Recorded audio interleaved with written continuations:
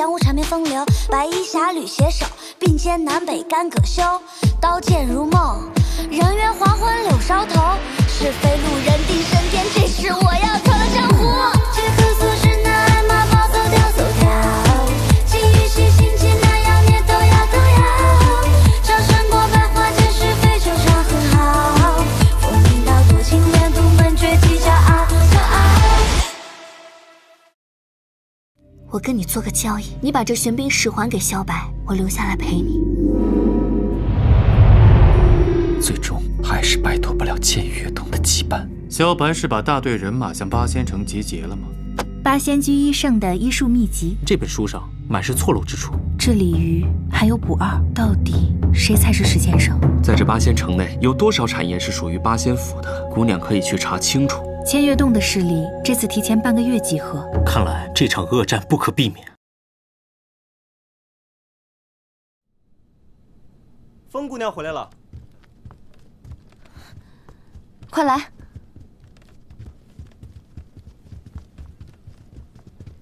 就放这儿吧。这是何物？这八仙城所有的生意都与八仙府有关，所以这里面装着所有店铺的账簿。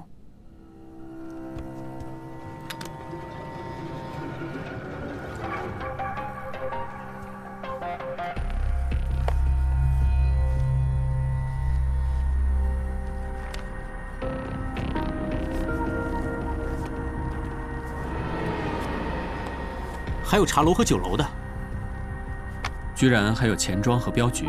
不止，还有药铺的、米店的、绸缎铺的和车马行的。彩彩，你是怎么做到的？这里面的关窍可多着呢。还请风姑娘赐教。这酒楼和茶楼的人圆滑，往往扛不住这些横冲直撞的愣头青，怕毁了和气生财的好名声，以后不来客人。但这镖局的人呢，却恰恰相反，他们吃软不吃硬，一般都是些江湖上行走的硬汉子，所以呢，最架不住这种楚楚可怜的请求。胭脂水粉铺呢，都是些小买卖，只要乐善好施些，账簿就自然得来。至于这钱庄，上有官府保护，下有地头蛇的护航，是最惹不得的。但是只要正义慷慨，好好跟他们讲明其中的利害关系，他们呀可是配合得很呢。在风姑娘的个人魅力面前，我这个美男计都相形见绌了，佩服，佩服。那我们还等什么？赶紧盘点账目吧。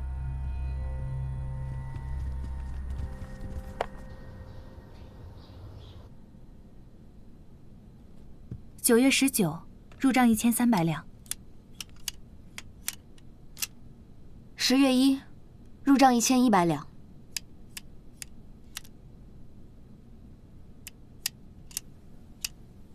在诸位面前，我真是没用。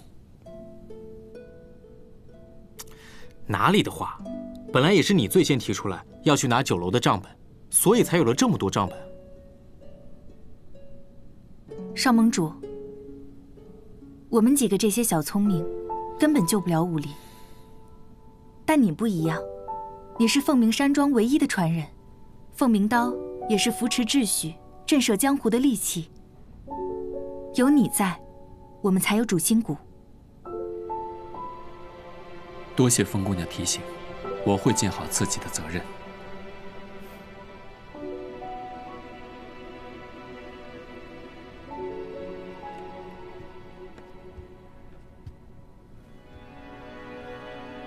这些数额跟我们之前预想的不太一样。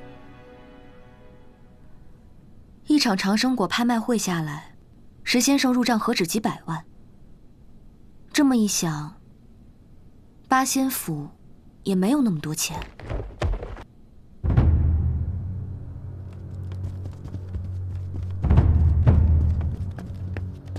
春花，春花，春花，秦流风，你赶快去找卜大夫。卜儿现在很可能就是石先生。春花现在的病情，你确定要找卜儿吗？当然要找医术最好的了。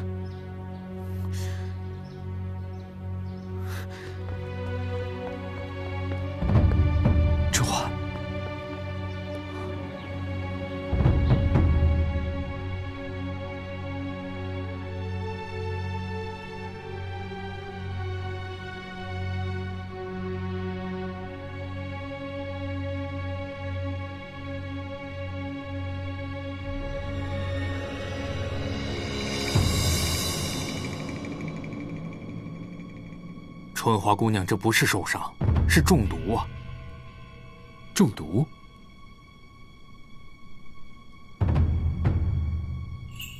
你知道的？是不是上官秋月给你下的毒？少盟主，解毒要紧，我们先听听不二先生怎么说。不怕大家笑话，少盟主夫人中的毒，卜某真的是闻所未闻，有愧于兄长医圣之美名啊！这样，我让李渔熬服药来。李渔，慢着！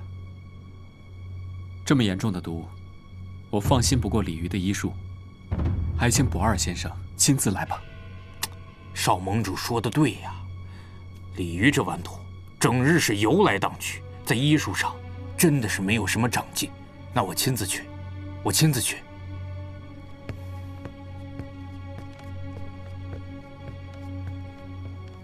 少盟主，我有话对你说。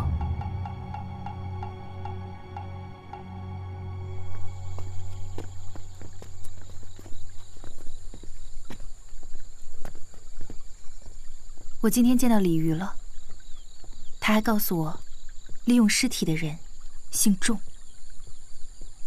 仲？八仙府好像没有姓仲之人。但是我们怀疑的人名单里，有一人与仲相关。仲？伯仲叔？不二？我就是这么猜测的。所以春花姑娘的药由他来下，是否合适？春花姑娘能取回玄冰石，说明上官秋月对她另眼相待。倘若这毒真的是上官秋月下的，她应该只是用来控制春花，并不会置她于死地。至于不二，倘若他真的在药里下毒，那待我们查验出来，就能确定石先生是谁。少盟主，这么做不太妥当吧？你不用担心，我一定会救回春花姑娘，我也不会让这种事情失控到那种局面。我知道了。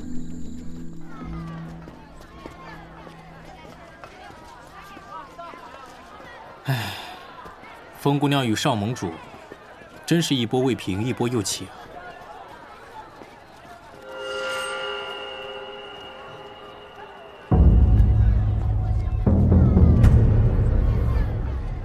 秦流风，借一步说话。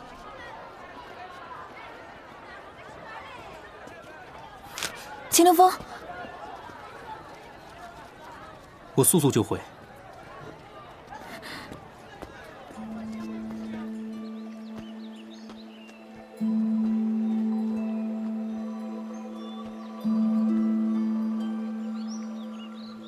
我们多长时间没有见面了？久到我快忘了有你这个表妹。忘了也正常，我人在千月洞，自然不能跟你来往。是我爹，他每次提起你都唉声叹气的。而且，千月洞那种地方，我当年要是和父母一起死了，便能落得个满门英烈的美誉。只可惜我不争气，偏偏被上官秋月救了。上官秋月救人，武林同人是断然不信的。坊间传言，是你投靠了上官秋月，所以这才会引来了灭门之祸。我爹虽然知道实情，但萧老盟主屡次三番找他促膝长谈，不让他把真相说出去。都过去了。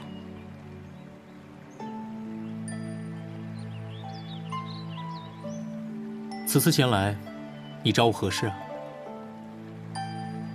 春花姑娘是不是中毒了？春花姑娘所中之毒名为百花劫，倘若不动情，便不会发作。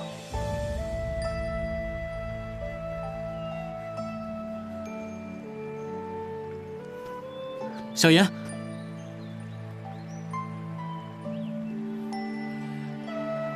好生照顾自己。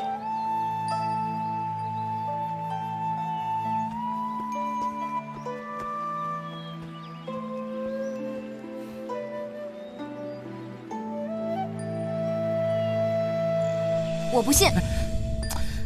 冷姑娘，她真的只是我表妹。哦，我看你是想亲上加亲。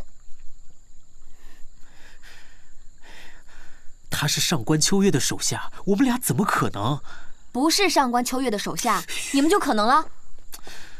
我俩从小就在一起，你说这……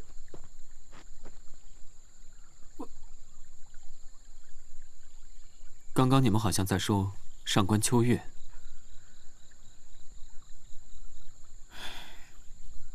我正打算找你说这件事情。千月洞的叶星主是我表妹。上官秋月果然就在附近。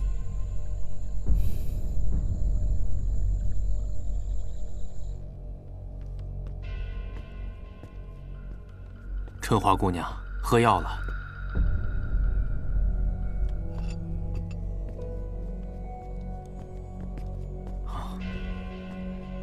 春花姑娘，快把这个吃了，快呀！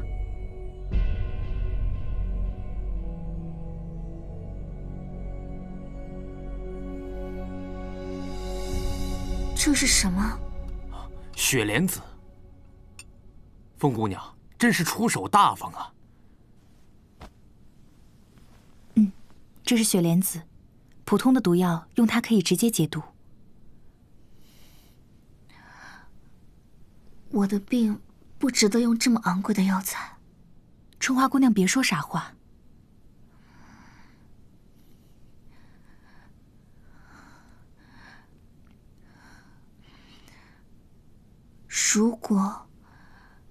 如果我当时再衡量下，彩草姑娘，你人真的很好，很适合小白。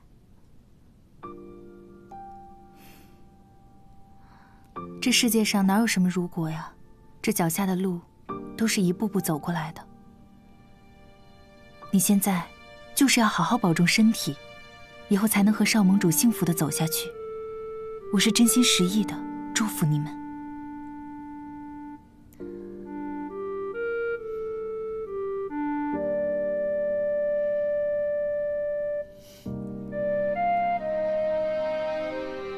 谢谢你。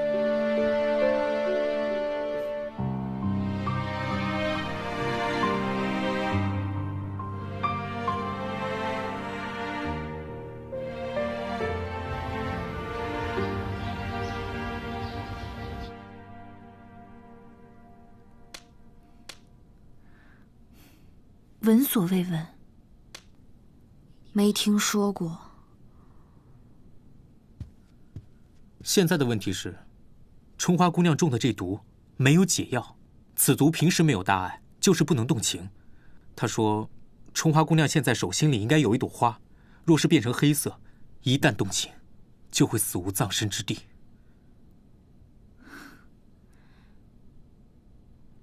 竟然还有这样的毒药！所以说，春花姑娘现在中的这毒，先别让小白知道，啊。秦凌风，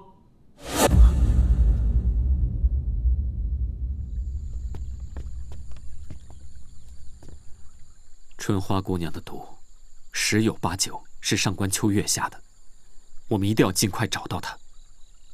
上官秋月来无影去无踪，我们去哪儿找她？找到上官秋月，关键在春花姑娘。怎讲？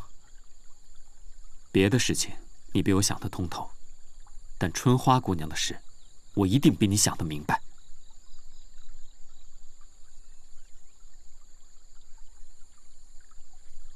的确如此，春花姑娘每次出现危机，上官秋月总会及时出现。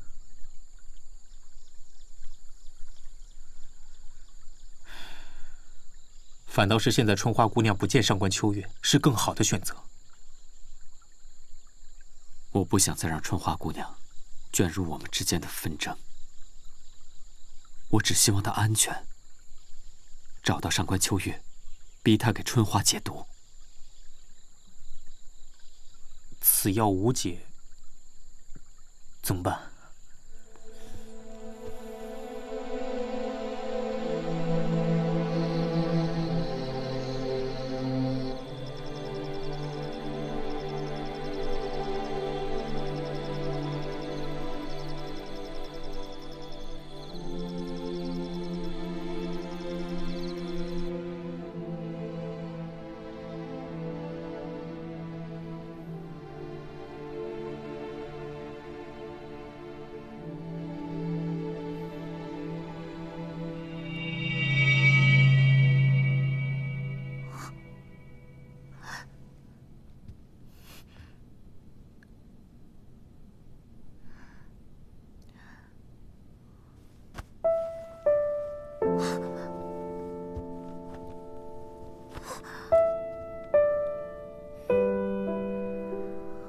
小春花在想我。你疯了，来这干什么？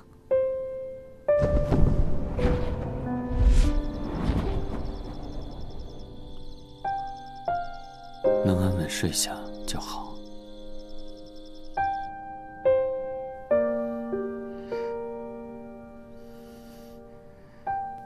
小春花担心我，可是，在哥哥心里，有小春花的地方才是最安全的地方。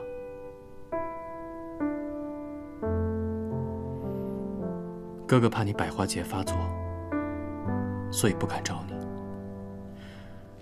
但是我又忍不住想你，所以就只能这样见面了。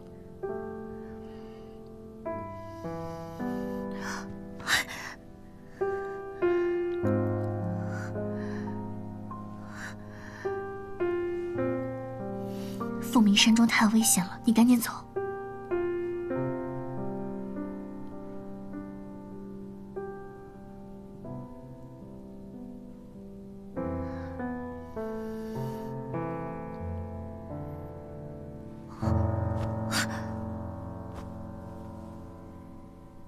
百花节的毒性明显有所缓解，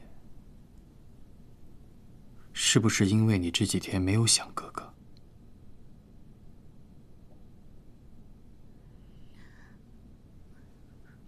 是雪莲子，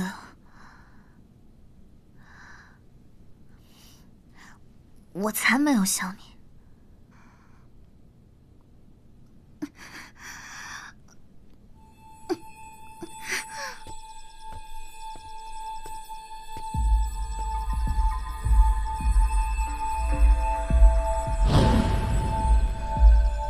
此药无解。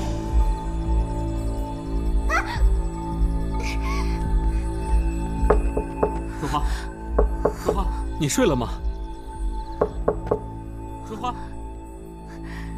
走。春花，春花，开门呐！春花，春花，这次轮到妹妹舍身救哥哥了。这都什么时候了，还说这种话？春花，开门呐！上盟主稍安勿躁，也许是春花姑娘睡得太沉，我先进去看看。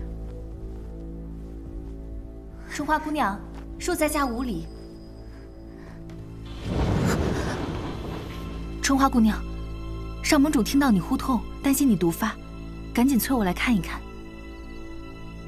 你没事吧？我没什么事儿啊，一切都挺好的。你们知道的嘛，我这个病是偶尔发作的。刚刚我是在说梦话呢。吓死我了！你可把上盟主吓坏了，知道吗？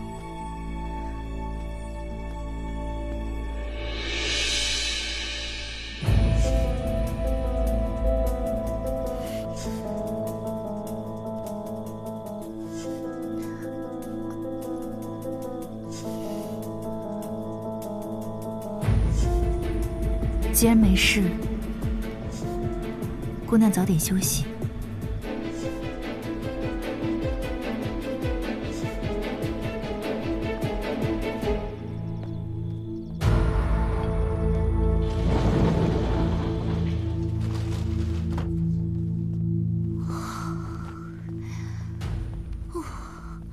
吓死我了！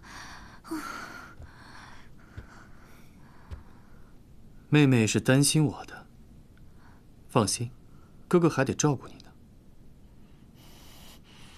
我刚刚就应该把门打开，让他们进来宰了你。你舍不得，还是说你想让他们看见你我同床共枕呢？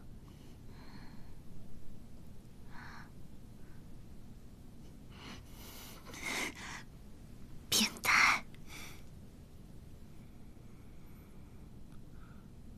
风采采是个好姑娘，带个消息给她，说李渔不是石先生。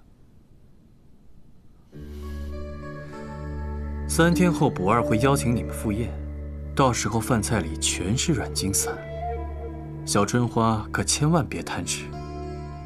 如果到时候再中什么毒了，哥哥可就救不了你了。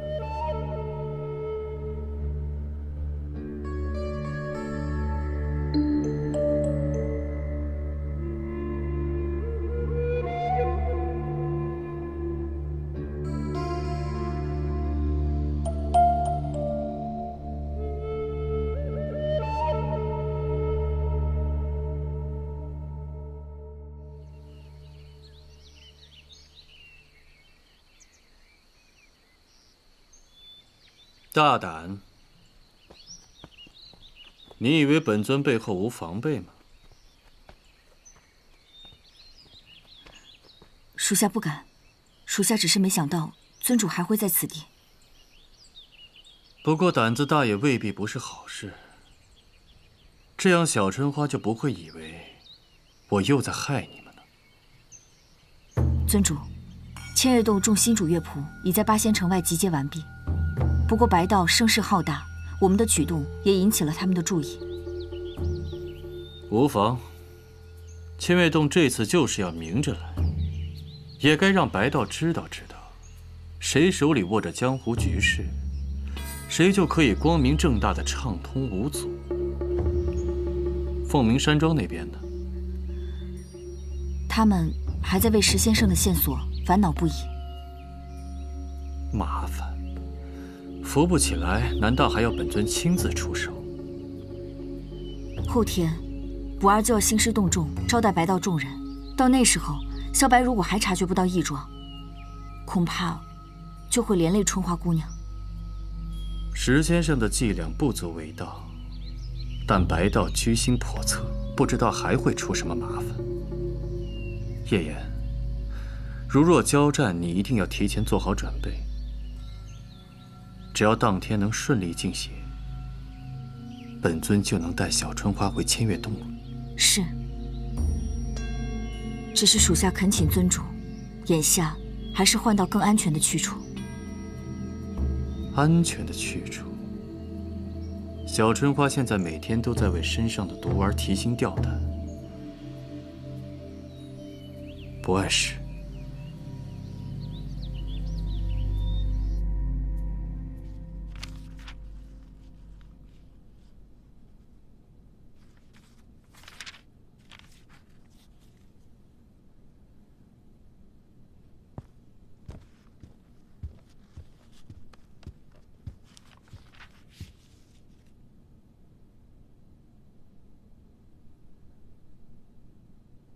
春花姑娘，我在盘点八仙府的账目。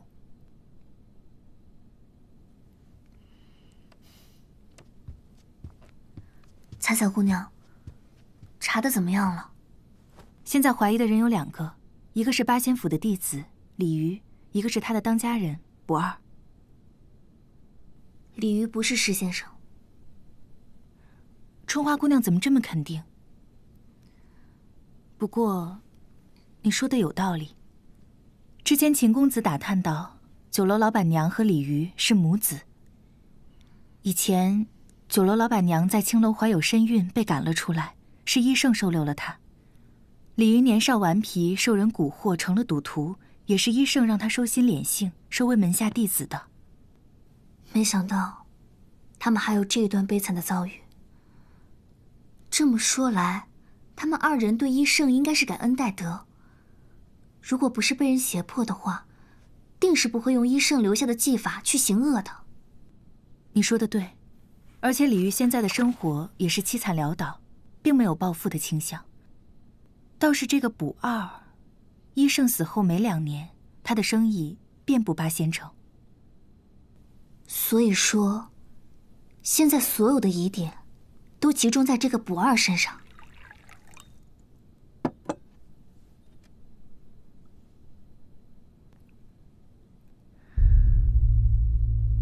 最有意思的是，昨天李渔前来向我投诚，不二，他是石先生这件事情，我们可能真的要怀疑了。这个推论确实是有说服力，不过不二他慈眉善目的，我实在是不敢相信。人性的贪婪和黑暗，没想到会膨胀到这种地步。只是他一直售卖长生果，早就应该富甲一方了。但我看了这么长时间账本，并没有什么蹊跷，所以这些东西无法成为实据。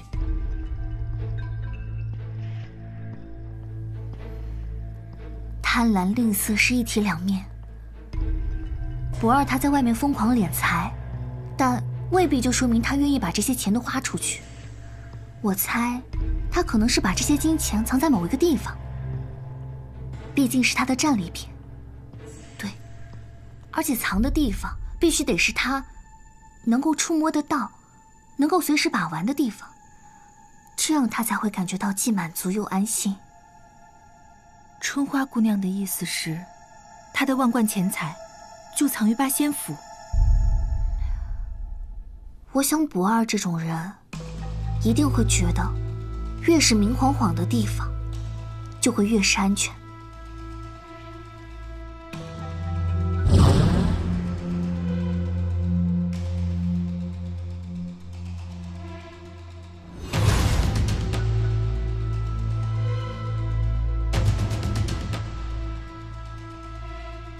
你说的有道理。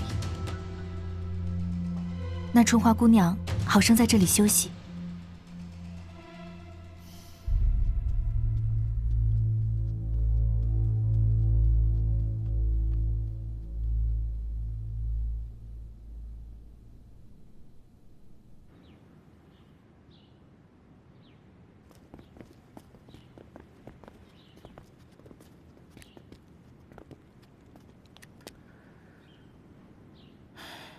八仙府这宅子也不大，这么多赃物，应该不难找啊。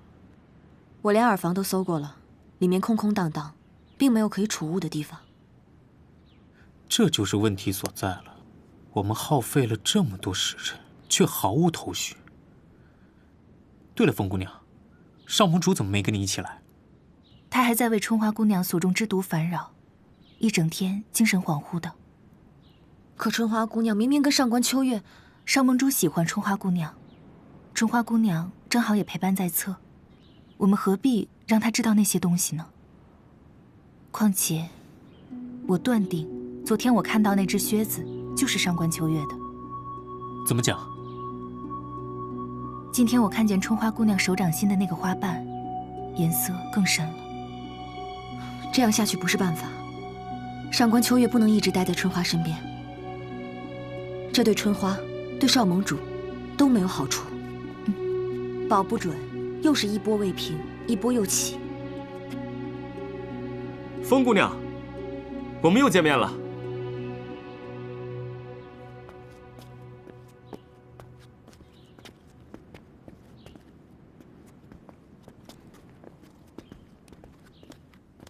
这个鲤鱼怎么好像看上我们家彩彩了？这小子可以啊。不过，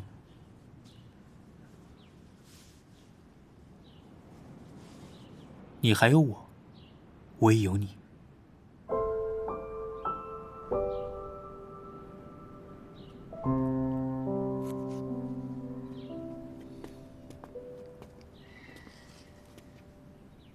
姑娘今日前来，是不是有什么事情要找我？你来的正好，我刚好有话要问你。在下必当知无不言。你来八仙府已1年有余，你可知道这里私藏财物的地方吗？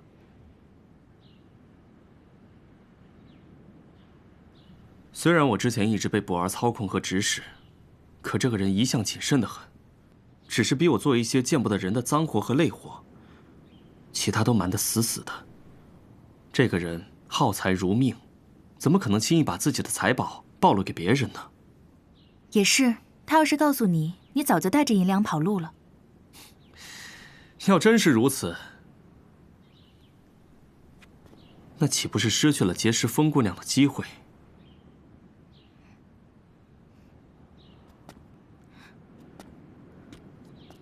你可知道这个不二先生有什么特别的癖好吗？他这个人不近女色，也不嗜酒，起得比鸡早，睡得却比那些仆人还要晚。在外人眼里，他简直比那些正人君子还要严于律己。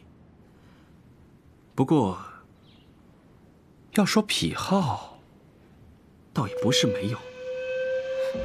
你快说来听听。不二有个很可笑的爱好，喜欢自己打扫这条长廊，多的时候一天要3次。也不知是洁癖，还是舍不得再雇佣人。打扫长廊？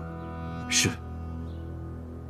那这跟金银财宝也没什么关系啊。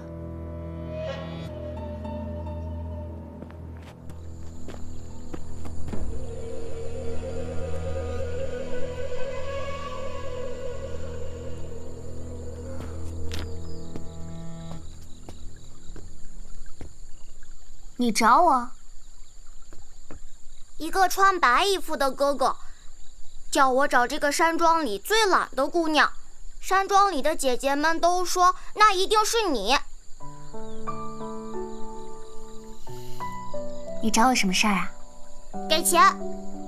哥哥给我画了这朵花，说你看见这朵花就会给我钱。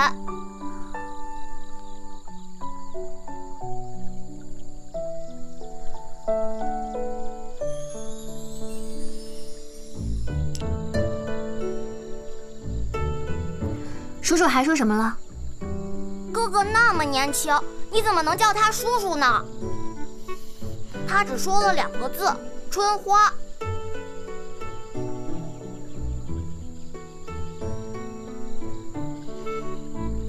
你回去告诉他，春花今天不来了，我再多给你1倍钱。哎，哥哥说做人不能太贪心。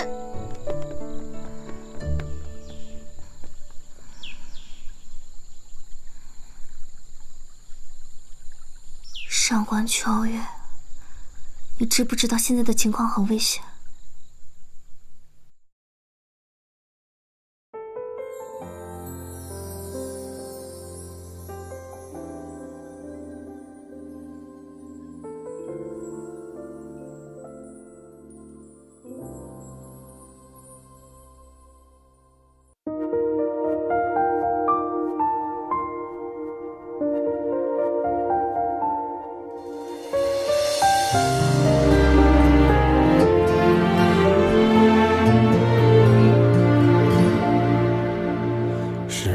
出现的时间是春夏秋冬的10月，某个水中望月的眨眼，看透爱的明灭，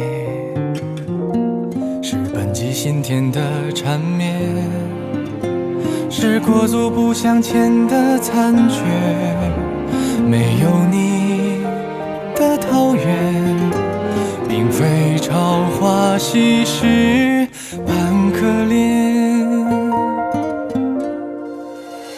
尝遍了春花秋月的鲜艳，也不及见到你的一瞬间，一瞬间决定永远步履维艰，无可辩，将一半的回忆就地封缄，留一半沧海桑田，命运中的寂寞难言，多希望你看得见。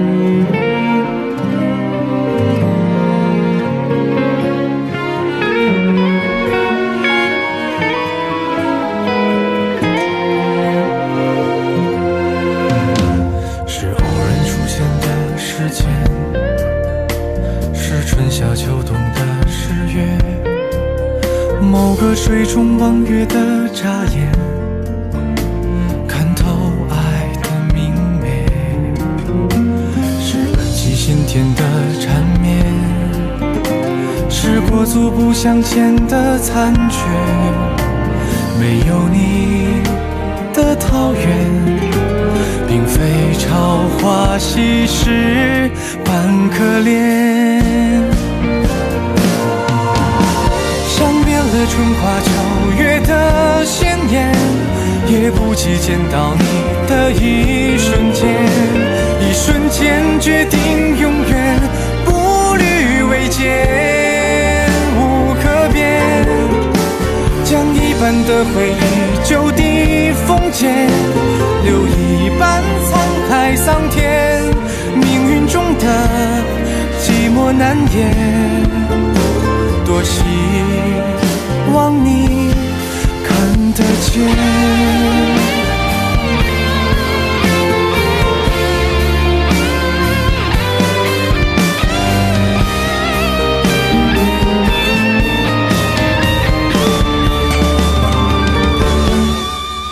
时间了春花秋月的碎片，为你编完成注定的情节。